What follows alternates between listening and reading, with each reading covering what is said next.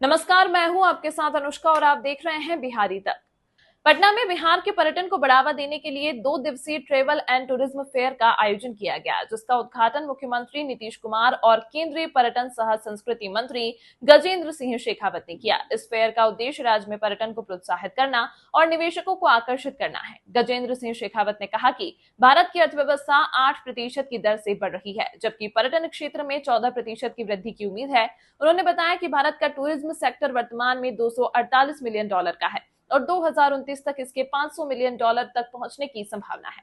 उन्होंने देश में तेजी से बढ़ते इंफ्रास्ट्रक्चर का हवाला देते हुए कहा कि पर्यटन क्षेत्र की विकास दर 24% तक हो सकती है। इस कार्यक्रम में 15 राज्यों के 100 से अधिक प्रतिनिधियों ने भाग लिया, जिनमें उत्तर प्रदेश, महाराष्ट्र, राजस्थान, दिल्ली, तेलंगाना, गोवा और उत्तराखंड जैसे राज्य शामिल थे। इसके अलावा नेपाल और भूटान के प्रतिनिधि भी उपस्थित रहे। बड़ी संख्या में टूर ऑपरेटरों और ट्रेवल एजेंटों ने भी अपने स्टॉल लगाए, जिससे बिहार के पर्यटन क्षेत्र में नई संभावनाओं का मार्ग खुला।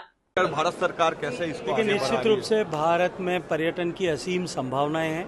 भारत में इनबाउंड टूरिज्म और डोमेस्टिक टूरिज्म दोनों की प्रबल संभावनाएं हैं। जिस तरह से इंफ्रास्ट्रक्चर ग्रोथ पिछले 10 साल में हुआ है, उसने भारत में टूरिज्म सेक्टर के लिए संभावनाओं के नए द्वार खोले हैं। और भारत का इकोनॉमिक ग्रोथ जिस तरह से हुआ है, उसमें भारत में बढ़ते हुए मध्यम वर्ग के कारण से टूरिज्म सेक्टर के लिए असीम संभावनाएं होंगी।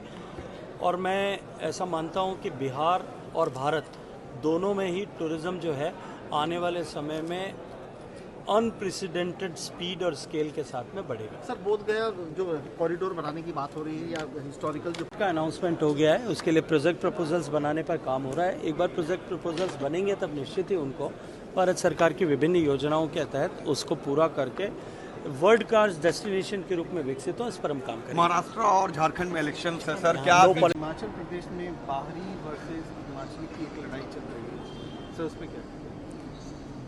ऐसा भारी की कोई बात नहीं है और मैं समझता हूँ वो रिजॉल्व हो जाएगी। कुछ आपस में डिस्प्यूट्स हुए हैं तो उसका समस्या है, उसका law will take its own course, कानून अपना काम करेगा, यही मैं कहना चाहूँगा। मस्जिद की थोड़ा साइड सर, टीटीएफ को लेकर के क्या? टीटीएफ बहुत अच्छा काम कर रहा है। ओटीएम टीटीएफ जो हैं निश्चित रूप में ये हमारे पोटेंशियल को आगे बढ़ाते हैं और आकर्षित करते हैं हमारे टूरिज़्म सेक्टर के अंदर लोगों को, और इससे काफ़ी आदान प्रदान होता है, संभावनाएं लोगों को पता चलती हैं।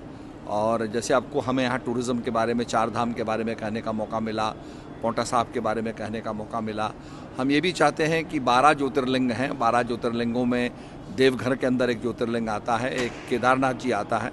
इस प्रकार से 12 ज्योतिर्लिंगों का एक सर्किट बने, टूरिज्म का सर्किट बने और यात्री उसका दर्शन कर सकें। बिहार में टूरिज्म के कितने पोटेंशियल है? बहुत ज़्यादा पोटेंशियल बिहार के अंदर है। यहाँ तो गया जी में वो स्थान है जहाँ महात्मा बुद्ध को आत्मज्ञान प्राप्त हुआ और इनलाइटनमेंट प्राप्त हुआ, तो बहुत ज़्यादा ये साउथ ईस्ट एशिया के लिए बहुत ज़्यादा केंद्र बन सकता है। तमाम महत्वपूर्ण खबरों के लिए देखते रहिए बिहारी तक।